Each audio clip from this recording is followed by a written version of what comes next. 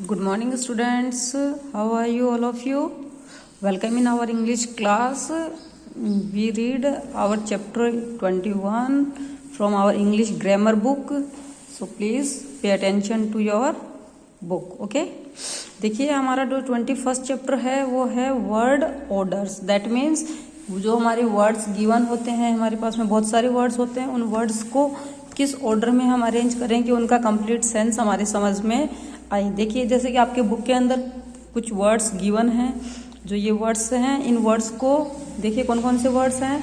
To, wanted, talk, I, to, her. देखिए ये जो वर्ड्स हैं ये वर्ड्स तो गिवन हैं, बट इन वर्ड्स को रीड करने के बाद में हमें कुछ भी समझ में नहीं आ रहा है कि किस तरह से इन वर्ड्स का क्या मीनिंग निकल रहा है, ये क्या सेंस कहना चाह रहा है, इनका क्या मतलब निकल रहा है. हमको एक प्रॉपर कोई इस चीज का समझ में नहीं आ रहा है कि इनका कोई प्रॉपर सेंस भी बन रहा है क्या, कोई चीज है क्या, कोई है क्या.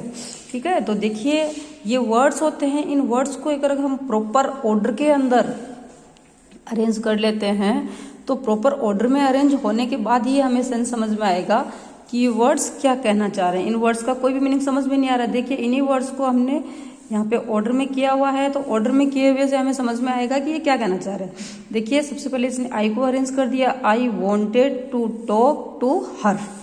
आई wanted to talk to her, that means आप समझ में आ रहा है कि मैं उससे बात करना चाहता हूँ. ठीक है, देखिए एक कंप्लीट सेंस समझ में आया. अदरवाइज अगर इन वर्ड्स को हम यहाँ पे देखें तो हमें कुछ भी समझ में नहीं आ रहा है कि इसमें क्या कहना चाह रहा है. ठीक है ना, लेकिन इसको अगर हम देखें, I wanted to talk to her को देखते हैं तो हमें समझ में आ रहा है कि इसके अंदर ये क्या कहना चाह रहा है. दैट मीन्स जो भी वर्ड्स हों वो वर्ड्स अगर कोई कंप्लीट एक सिस्टमेटिक ऑर्डर के अकॉर्डिंग अरेंज किए हुए नहीं होते हैं, दैट मीन्स उनका कोई सेंस समझ में नहीं आता हमें, और सेंस समझ में नहीं आएगा तो हम उन्हें समझ भी नहीं पा रहे हैं. ठीक है स्टूडेंट्स, तो देखिए आज हम यही पढ़ेंगे कि वर्ड्स को ऑर्डर में अरेंज करते हैं उसको क्या बोलते हैं. उसको बोलते हैं सेंटेंस. जब हम सारे जो भी वर्ड्स हमारे पास में हो उन वर्ड्स को एक हम सिस्टमेटिक अरेंज ऑर्डर के अंदर अरेंज कर लेते हैं और इनका एक कंप्लीट कोई मीनिंगफुल कोई सेंस निकलता है तो वो क्या होता है, सेंटेंस होता है. देखिए हमारे यहाँ सेंटेंस का डेफिनेशन गिवन है आपकी के बुक के अंदर बच्चों. A sentence is a group of words which makes complete sense. Sentence क्या है, एक sentence is a group of words. That means group है किसका, वर्ड्स का. ठीक है ना, ग्रुप है वर्ड्स का. ठीक है ना, which make complete sense.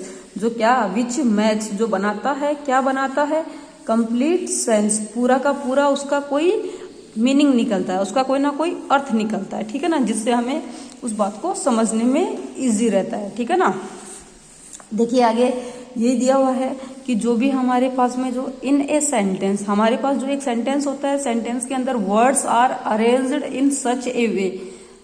Arranged such in a way, किस तरह से अरेंज किए जाते हैं, इस तरह से अरेंज किए जाते हैं. हमारे पास में जो सेंटेंस होता है उसके अंदर जो वर्ड्स होते हैं, words are arranged in such a वे, इस तरीके से अरेंज किए जाते हैं दैट मेक सेंस. जो क्या, वो क्या बनाते हैं, एक कोई मीनिंग निकलता है, उनका कोई सेंस होता है, कुछ एक सेंसफुल अर्थ निकलता है जिसे हम समझ सकते हैं. ठीक है, तो a sentence begin with a capital letter and usually end with a full stop. When we make a sentence, जब भी हम कोई सेंटेंस बनाते हैं तो सेंटेंस बनाते हैं तो सेंटेंस में क्या होता है, सेंटेंस को जब हम स्टार्ट करते हैं तो सेंटेंस का जो फर्स्ट जो हमारा लेटर होता है, जो हमारा फर्स्ट लेटर होता है वो हमेशा कौन सा होता है, कैपिटल आता है. दैट मीन्स बड़ा यूज किया जाता है. उसका फर्स्ट जो लेटर होगा वो कैपिटल होगा. और सेंटेंस को जब भी हम फिनिश करना चाहें, क्योंकि विदाउट किसी भी चीज की लिमिटेशन की हमें पता ही नहीं चलेगा कि वो कहाँ खत्म हो रहा है, तो जब भी हमें सेंटेंस को एंड करना हो तो हम सेंटेंस को एंड किसके साथ में करेंगे, and with a full stop. ठीक है, तो हम सेंटेंस को एंड किसके साथ में करते हैं, फुल स्टॉप के साथ में एंड कर देते हैं. ठीक है, और इसके अंदर हमें नीचे देखिए, नीचे एक सेंटेंस का एक फॉर्मेट भी गिवन है कि इस फॉर्मेट के अंदर हम सेंटेंस बना सकते हैं. सबसे पहले first of all we use subject. देखिए सब्जेक्ट आप सब लोग जानते हैं, I, we, you, they, he, she, it. Otherwise किसी का भी कोई नेम वगैरह गिवन हो तो दे आर कॉल्ड सब्जेक्ट. ठीक है, तो वो सब सारे सब्जेक्ट होते हैं. Second verb.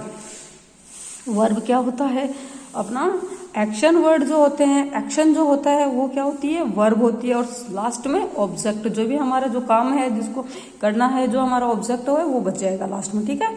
इसी के अंदर हमारी बुक के अंदर आगे कुछ एग्जांपल्स गिवन हैं।